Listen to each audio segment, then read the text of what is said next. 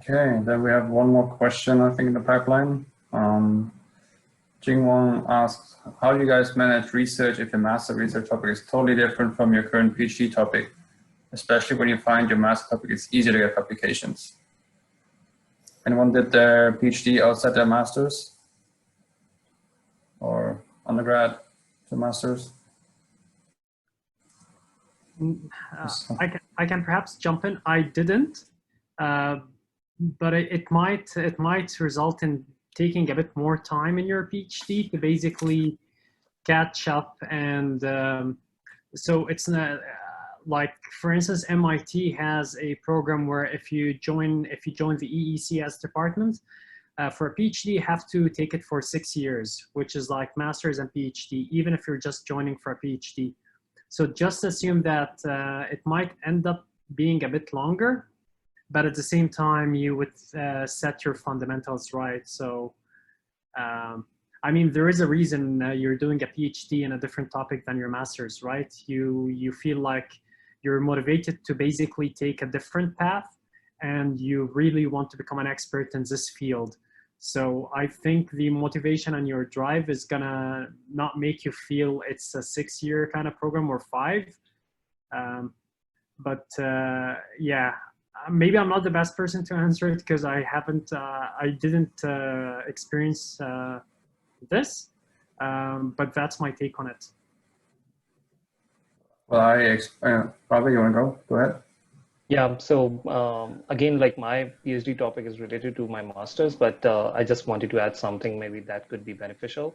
So once during my master's program, I witnessed someone working in the communication field, having tons of publications in communication. He was actually a professor. And then he went to Intel and he was doing a circuit designing job. So before he was like building algorithms for communication and signal processing, and then he was designing circuits at the end. So both of these things were a bit different. So I asked my supervisor, okay, so how did he get the job? So he gave me an answer that was pretty cool. So that he told me that PhD is kind of a block. You give them an input problem and you get the outcome or the result. So think it as a block. So no matter what area you're working on, you are basically working on a problem and then you have to find a solution. That's PhD. Yeah, yeah, go ahead. Yeah, I'm just like trying to jump in here because that's actually been my situation. Like I did my undergrad on, my undergrad thesis was on IoT, my master's on systems optimization for renewables, and now doing a PhD in power electronics. So I'm completely over the field with things, and it's not helpful in terms of accelerating your PhD, but it's really helpful in like have a very broad foundation that you can strive off, because you look at things from a different perspective, and that gives you maybe an advantage, maybe a disadvantage. But I found that very helpful, actually beneficial to me to have a master's and with a focus on computer science and now doing electrical engineering. So yeah, certainly it's going to slow you down in the beginning, but it might turn out for you to be a little bit rounder at the end because you are exposed to more topics. But certainly that's a decision you seem to have already made. Yeah. Okay. Awesome. Yeah.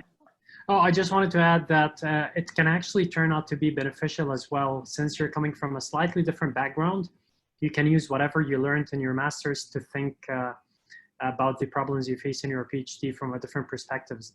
For instance, if you come from computer science and you're doing your PhD in photonics, maybe you can use like certain machine learning algorithms, which you've learned from there to apply to photonics, something that we basically struggle with a bit.